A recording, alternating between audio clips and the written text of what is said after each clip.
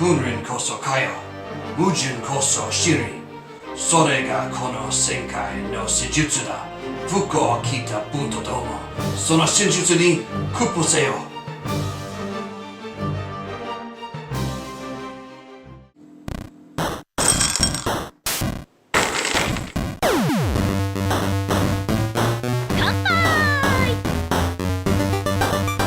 Welcome to Alcohol and Anime Night. My name's Scott, and tonight we're here to review one of my favorites, an oldie but goodie, Kill la Kill. And I want to get right off into saying Kill la Kill is probably one of the most fun anime you'll watch, and if it's one that you show people to get them into anime, it actually might be one of the better ones to do so, because it's got so much that just brings a smile to your face. So let's get straight into it. A little bit of news first. I'm actually shooting this for the second time today, because the first time I was using my brand new microphone that I got, which is delightful. It's very cool. Unfortunately, it only works with a USB plug that plugs into a PC. So I thought I'd try my PC, it's actually a Mac camera, and about 3 minutes into the recording, which sounded great, the video froze. So it didn't record any of the video. It recorded the sound, but so I had to buy an adapter so I can use it on this camera, which I think will work great. We'll just have to wait until next week to try it. So we're back to the headphones for a little bit longer. I was hoping I could get that nice mic. You guys will like it when you see it. It's pretty sharp looking, and you won't have this distraction anymore. But anyway, for today, we're going to be using this. On to the review itself. Kill la Kill is a show that came out in about 2013. And a lot of times people ask me where you can find this stuff. Right now it's actually on Netflix. So if you have an opportunity, drop everything and go see it. It's worth seeing because you can binge the whole thing. Back when I was watching, it was such a pain to actually try to find things on streaming, but I digress. So to Kill la Kill, it's fun to actually talk about the setup for this, because the setup sounds bizarre even. So the setup is that there's an Orwellian future, Orwellian as in George Orwell, and this story takes that further than some that might use that as a cliche, where this actually takes references from the book 1984 and the book Animal Farm, just like I referenced in that intro skit. It is a future where everything is controlled, and more importantly, Honju Academy, which is where this is based on, the school, is the all-powerful rulers of this entire area, including the town that's adjacent to the school, and the student council controls everything, down to what you wear. The certain people are only able to wear certain things, which is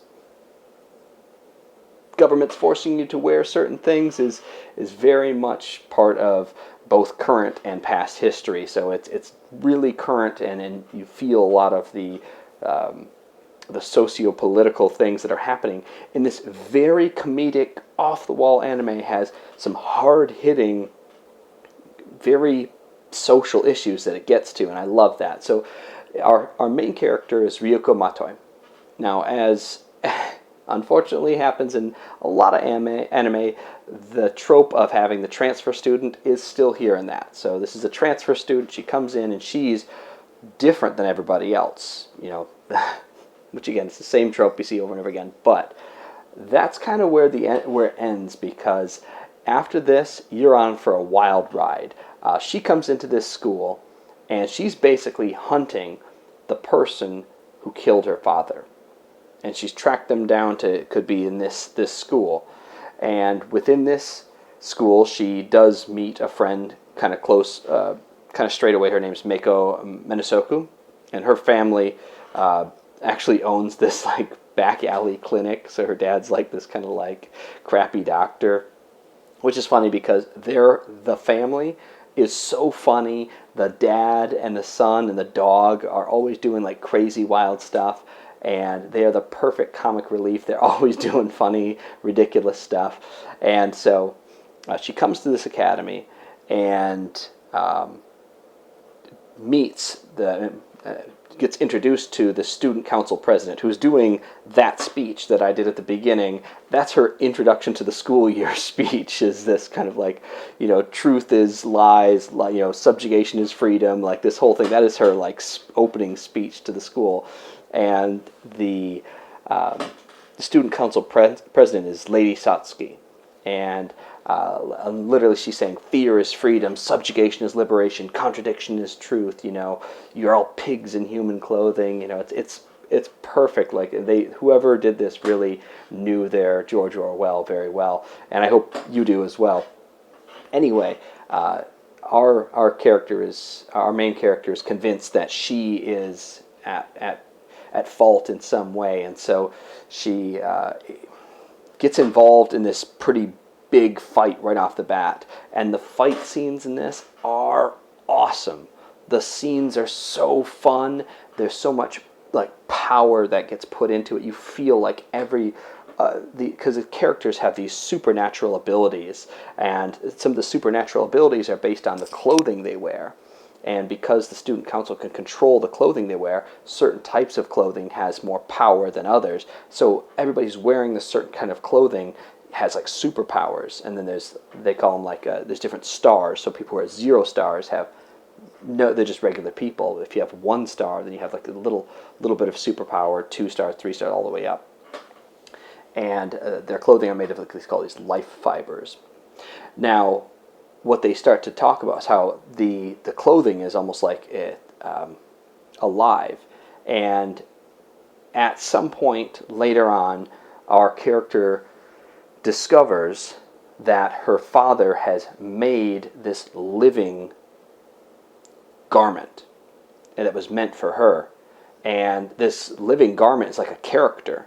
And then when her and it combine, it's almost like Eddie Brock and Venom, like the symbiote. They form this symbiosis, and now she can do these incredible things. But she soon learns that she's not the only one who has something like that as well. There's other people who may have those as well. But I'm telling you, the fight scenes are great. You're going to have the animation feels like it's a living drawing. It feels like somebody's drawing it as you're watching it. That's so it's not like those tight, perfectly symmetrical lines and everywhere, like, clean. It feels like it's drawn, which is great.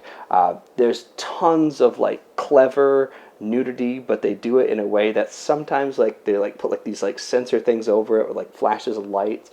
Other times it's like too far away to see the detail, or just enough. It's enough that makes it really funny. The costumes are ridiculous. The things that people say are ridiculous.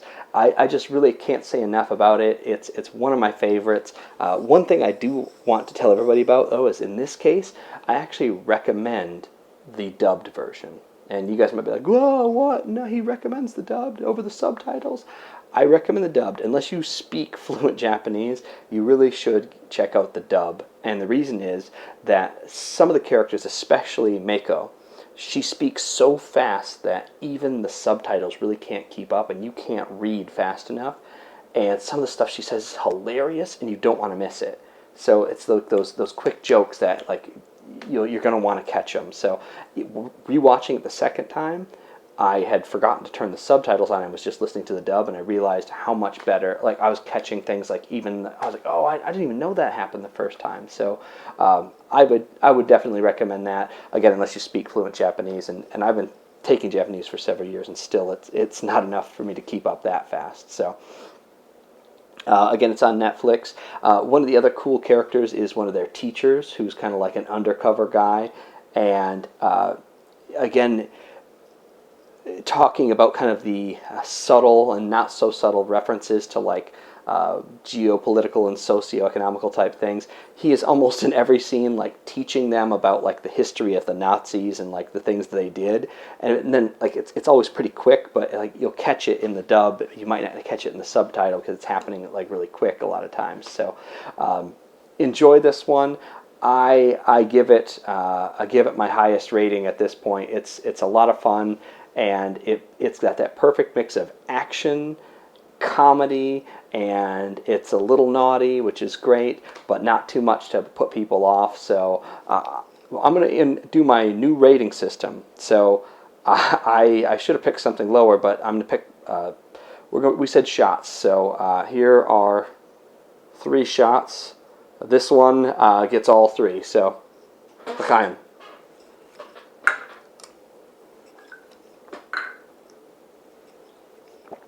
Oh. Okay. And I wanted to get to our snack tonight. By the way, that was all I could find that was shootable was this Smirnoff whipped cream. So at least it was little girl vodka. Oh. Okay. The Pocky is the one snack I wanted to go over tonight. And Pocky is great because it's kind of like it's like if you're a basic weeb, you want Pocky because it is one of the very first Japanese snacks that was really commercially available in the United States. Pocky and Ramune. Both of those are available. This one is the strawberry flavor, which is kind of my go-to. They offer up in chocolate. I think there is a vanilla. I'm sure there's a green tea. I'm sure there's just like the Twix. There's a million different types, or Kit Kats. Sorry, there's a million different ones you can get. It's a little wafer that has cream on the top. I've eaten all of these, or else I'd show them to you. I did eat some in the earlier video, so you missed that. Maybe the director's cut, so we'll have that. Pick these up. They're available at Fry's. They're available online, of course, Amazon and whatnot. I've even seen some convenience stores carrying these now, but pick them up. They're cheap. It's a great thing to add to your anime night, just a little extra new snack. And you'll find these, if you want to look for them in a typical grocery store, you'll find them in the Asian food section, probably right underneath the soy sauce and stuff. And very likely Ramune will be there next to it. They kind of put these there as well. So Pocky, definitely one for people who don't want to branch out too much into kind of the bizarre Japanese treats. This one's just sweet, and believe it or not, it's really good with ice cream. Put a couple of those in there, have some ice cream, it's awesome. So then again, pretty much everything's good with ice cream. So again, you're going to like this one. You're going to love her scissor sword. You've probably seen it before. You're going to love the outfits. Comment below what you think. I don't know what age should be watch this, and it's probably not for the kids, I'm sure, but I think this is probably more of a PG-13 at best. But it's been a great talking with you guys about anime. I could do this all the time. I got some vodka in my veins now, so it's off to bed, and come by.